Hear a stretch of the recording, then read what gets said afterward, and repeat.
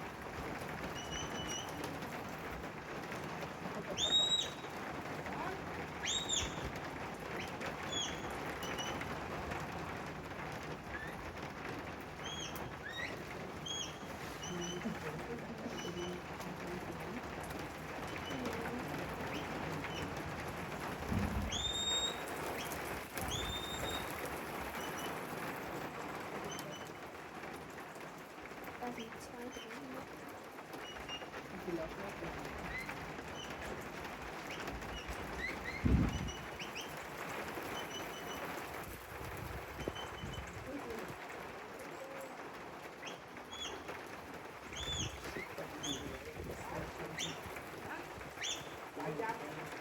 Lie down. The quicker he moves, guys, the quicker those sheep are going to move. The more erratic his movements are, the more apprehensive the sheep are. Lie down. Lie down. They're actually quite an apprehensive animal. They're always trying to get away from us, believe it or not. But the calmer we work our dog, the more control we have over the dog, the more control we have over the sheep. Does that all make sense? He's always watching them, which is important. His eyes pop outside his head when he sees sheep. Okay. He's a lovely family pet. He's a very friendly dog, but when it comes to work, eyes are fully focused on the sheep all the time. I want to get these sheep moving towards us over here. He needs to start approaching them a little bit.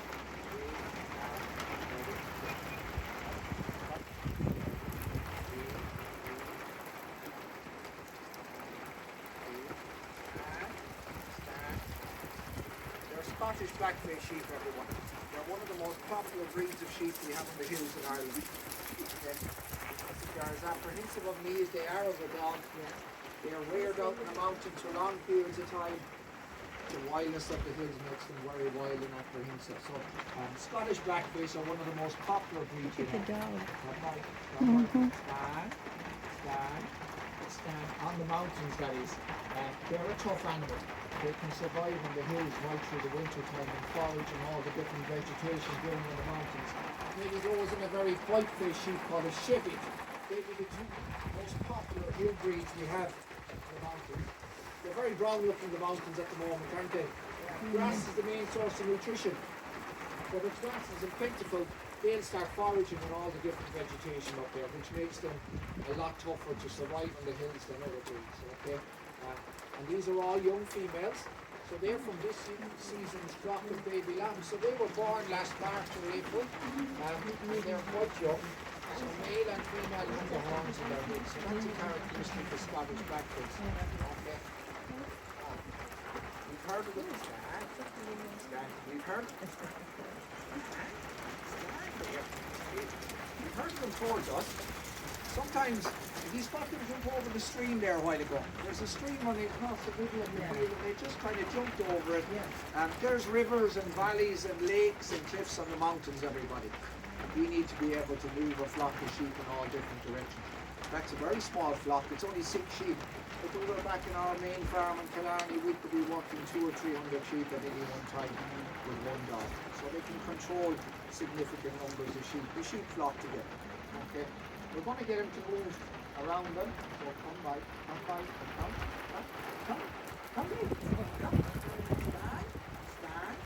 Stand. Stay here. And on this side of the flock, they start going off up the field. So we can move the sheep away from us as effectively as bringing them towards us.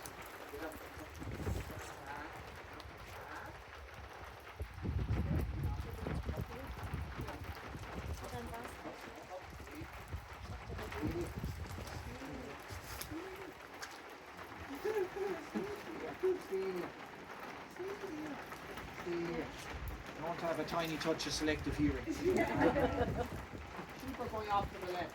I want them to go to the right.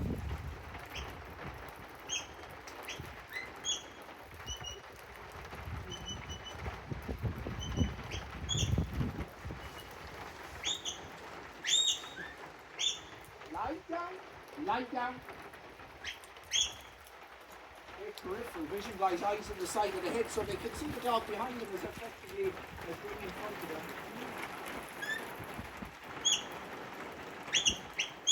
It goes to the right, they start moving to the left.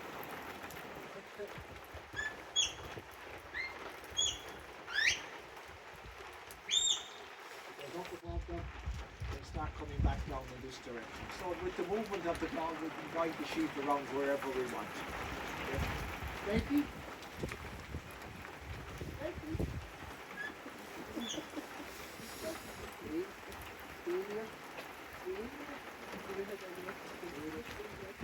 Call this our photo stop. Here, that's kind of a half lie down, I think. Any idea why he's got so much control over the sheep? Anybody? No? No one? In Instinct, yeah, a little bit of instinct. Who do you think he looks like? He looks like a wolf, exactly. Every dog we have, guys, I don't want to alarm you today, but I have to tell you, every dog we have, whether it's the smallest, the cutest, the cuddliest, whatever breed, they're all related to the wolf somehow. They have an ancestral connection going way back centuries. He's a very friendly dog, like I said earlier, but border collies are known to have herding instinct. The stare in the eyes, the focus, the movement is what moves the sheep away from them.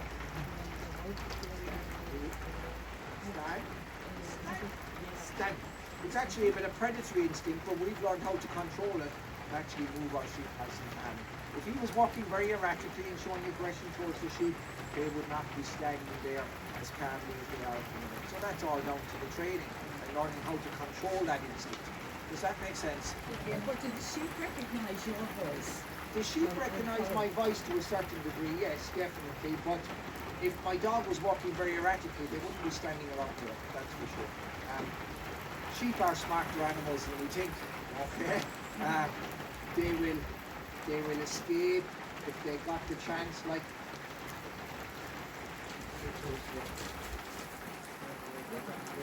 they're not going to hang around and wait for you to pet them or anything like that. I usually talk about it a bit later, but as soon as you mention it, they recognise my voice. Wait. I compete at sheepdog herding competitions, okay? And it's a hobby of mine.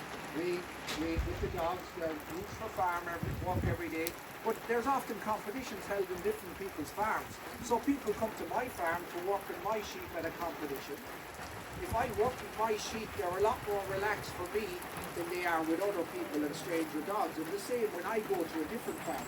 So my philosophy in life is that working dogs, if I'm working a dog, the wildest of sheep, if I can make them nice and relaxed, it's a sign my dog is under good control. Okay? And that's why my sheep are so relaxed in our presence, because we're trying to work our dog nice and calm. He's authoritative, but he's still nice and relaxed. But he's watching them if they're trying to steal. That all makes sense. Yeah.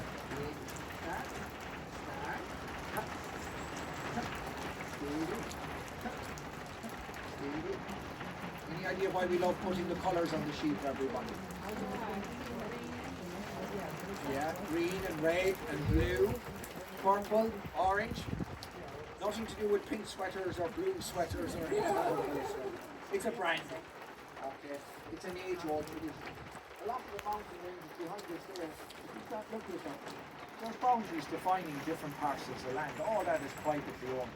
If you start looking at higher ranges on your travels today, you'll struggle to see any boundary. A lot of that area is called commonage, common area. So lots of farmers that own land at the base of the hill have a right to put sheep up in a common area. There could be 10 or 20 different farmers exercising their grazing rights at the same time. That means there's going to be 10 or 20 different flocks up there. Red in the back of the head is our branding. Red in the mid-body could be somebody else. Red in the bum, somebody else. Blue on the back of the head, farmer number 4. Blue and red, farmer number 5, and so on and so forth. All making sense? Few problems with the colour.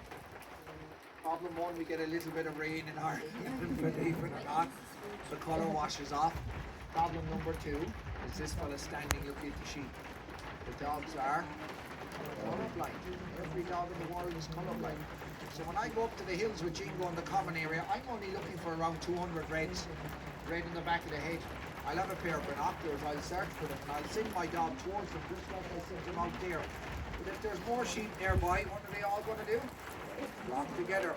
He comes back with 300 or 400 some days instead of 200. Multicoloured sheep thinking he's done a great job. We need to separate them. I don't want to be bringing all the sheep all the way back to the farmyard. What do you think happens if one of these tries to escape? What will the rest do?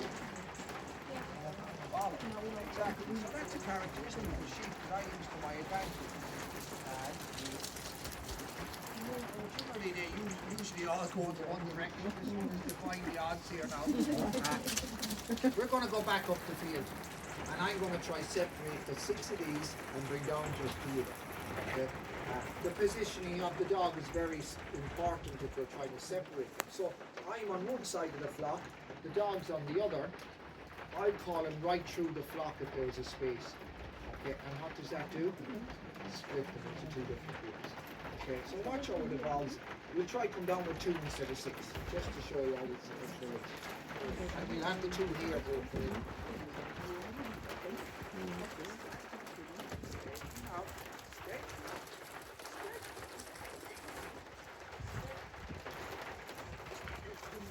Yes.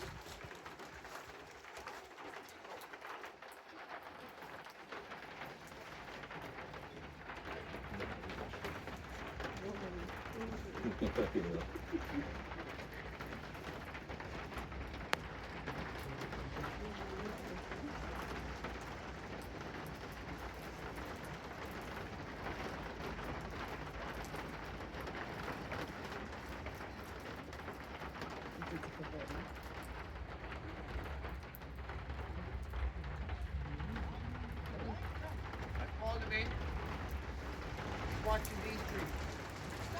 Jingo. Come. Come. I said 2, not 3. We need to get another one to think about the speed. Probably not going to think about it down there because they're too confined. So I'll bring them back up a little bit and we'll see if we can get one to follow. Wait. Stand. Stand.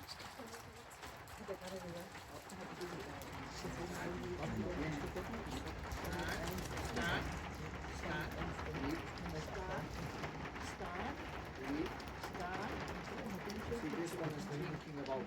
Yeah. Stand. Come. That'll do. Wait. That'll do.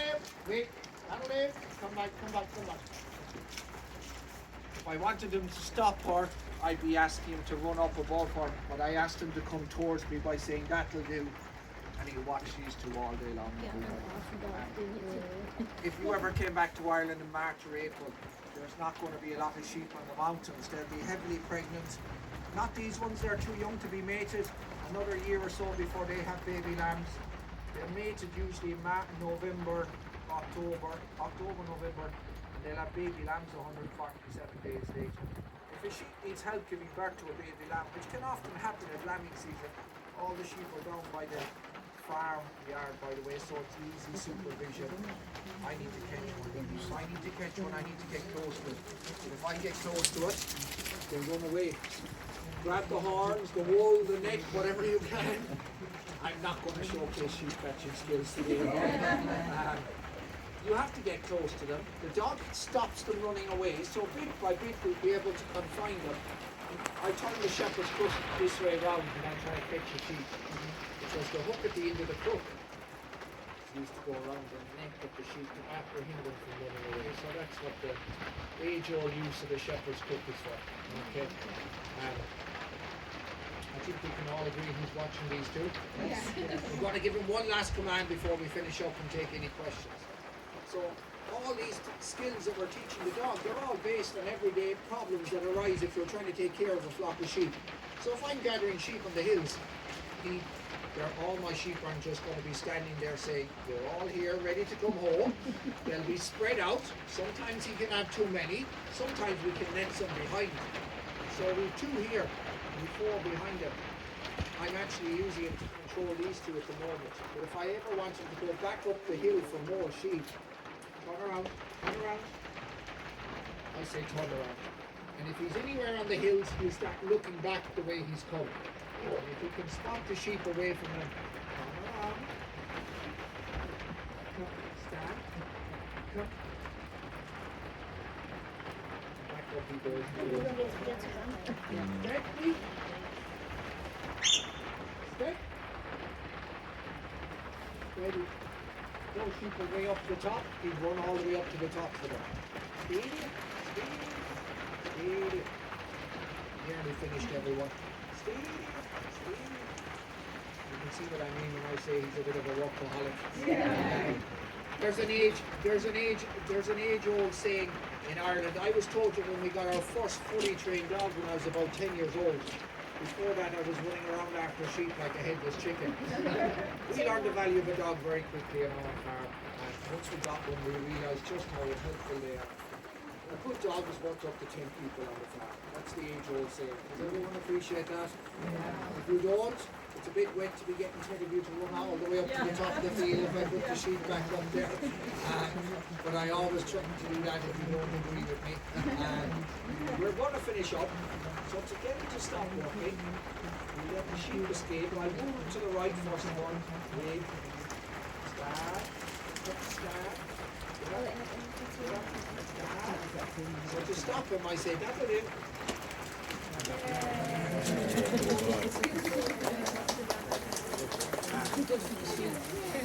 I've no treats for him. Don't give him any treats while he's working because he'll get serious digestive issues. Walking so quickly with food in the intestines, very dangerous for an active dog. So high protein food at the end of the day, that'll do. And lots of affection to let him know he's done a good job.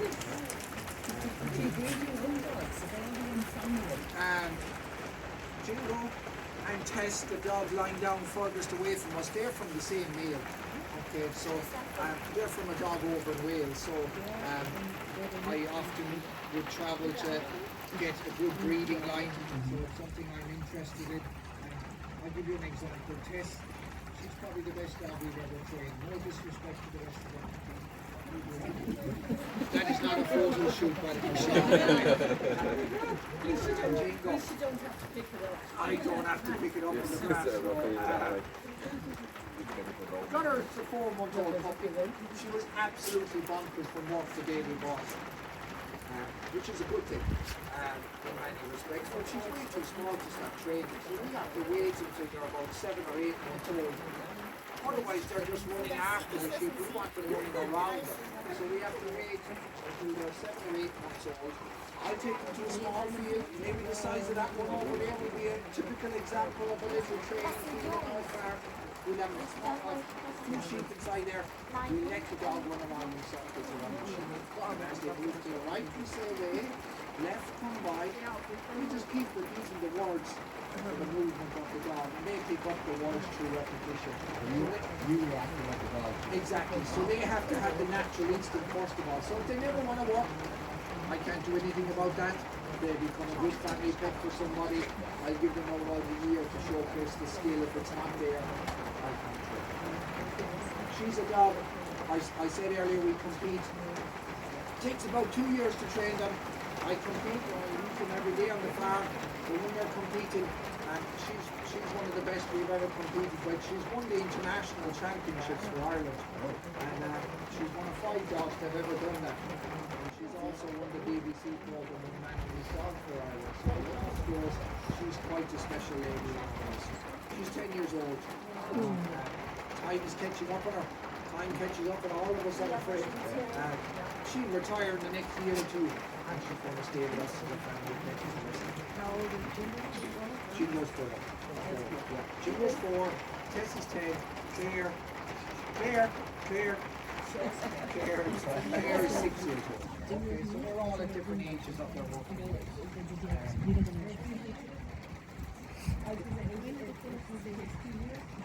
About, yeah. Some of them, there's exceptions. Tess was trained in about a year, I'll be honest. Jingo probably takes about 2 years.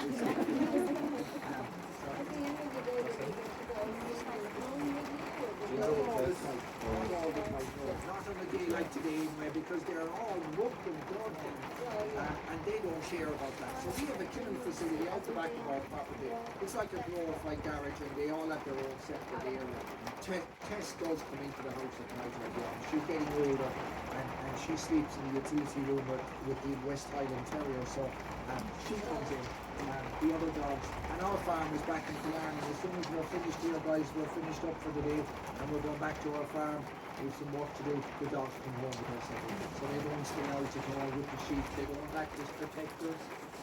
We don't have any major predators in Ireland. We've no wolves or coyotes or bears, just a red fox trying to take baby lambs at the season. So that's another reason why we bring the sheep close to the questions over here, guys? Okay. So Irish Wolf. Yes, Irish Wolfhound. There's no wolves. No. Irish Wolfhound is a guard dog, I suppose. A lot of the older when I talk about the wolf, I'm talking about the predator, the undomesticated animal, I suppose. An Irish wolfhound is just, he's probably a guard dog, I suppose, is what he would be used for years and years ago. A lot of the lords of the castles and stuff, they'd have Irish wolfhounds on the premises protecting. Someone told me about that. That's why there was the Irish wolf. No, the reason there's no wolves here is because all the farmers shot them. That's the honest reason of why all the wolves are not in Ireland anymore. We did have wolves centuries ago, and I think it was the 1780s, I think, as far as I'm aware, the last wolf was shot in County Wicklow. I think I'll have to just double check that, but I think that's when the last one was shot. And we're an island, so wolves have been reintroduced in different parts of the world. A lot of people in Europe, the wolves are reintroduced in the likes of Germany and Holland and places, and they'd be here as well, guys, if we weren't an island. So I suppose we personally think we're lucky that we don't have them, but other people might find it's a good thing for nature to have. Some people think that the deer population in Ireland are taking over a lot of areas, and if we had the wolves, it would balance out the whole ecosystem. Everyone is different opinions. Any more questions? Yeah, go ahead. Yeah, that's a good question. Two dogs ever work together? You could. Okay. If you want to walk two dogs together, so combine away his commands. Go left, keep right could be the others. Whistle for him, totally different tones to the other.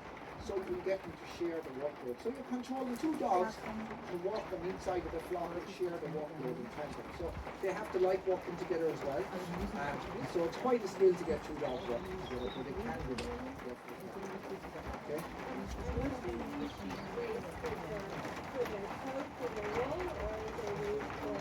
It's predominantly meat in this era, I suppose. 40 or 50 years ago, it was wool and meat production. Okay, so wool was a great source of it, a source of, I suppose, a natural product that's very warm and insolent. It's great for the sheep; they love it during the winter. But once a year, we have to remove it because it doesn't stop growing. 40 years ago, we got about £1.40 a kilo when we removed wool from the sheep. There's about 6 kilos of wool on a sheep. Today we get 10 cents a kilo. Why? Not a lot of us wear it. Demand is way down. There's so many sheep in Ireland. They all have to be shown for the welfare. So the wool merchants has a vast area of production. And if the wool gets wet and it's removed from the sheep, it will decompose if it gets wet and it's no longer on the sheep. So we get rid of it quickly and we get 10 cents a kilo. So it's predominantly meat production, rearing sheep up to 50, 60 kilo weight. Some of them are sent for meat purposes. We pick up the ones that kept for breeding purposes. Okay? You only breed here. I wanted to ask that. Remember, we used to always say you might have the first lamb at Easter, the spring Yes, lamb. yeah. But do they still do that now? There They seems still to be do that. lamb throughout So, the year. we lamb at Easter time, almost 1st of April onwards. A lot of the hill farmers are lamb, because if we lamb too early, there won't be grass on the hills to produce the milk for the sheep and the baby lamb. So all the hill farmers lamb around 1st of March, April. A lot of low-lying farmers that would have a lot more grass and a lot more natural nutrition for the sheep, they lamb away earlier. And they might even house their sheep. They could be like my dad, for example. He has better land than I have. Quasi erst dann zu, nicht zu früh, weil die sonst nicht genug Gras haben zum Grasen und Milch produzieren. Darum December, some of them in January, dann ist February. wieder genug Gras. So he'll have lamb for the Easter season. Yeah, the Easter lamb. For the Easter lamb. Yeah. So, whereas we're only lambing the sheep, the small lambs at Easter. Nein, Mann. I hope everybody enjoyed that. So, there's a bit of export market as well, yeah. A good bit of it is export, I'll be honest, and domestic as well, to be fair.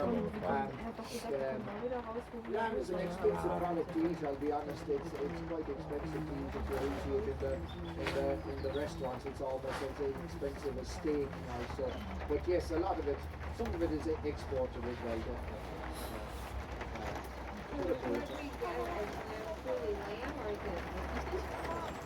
I'm thinking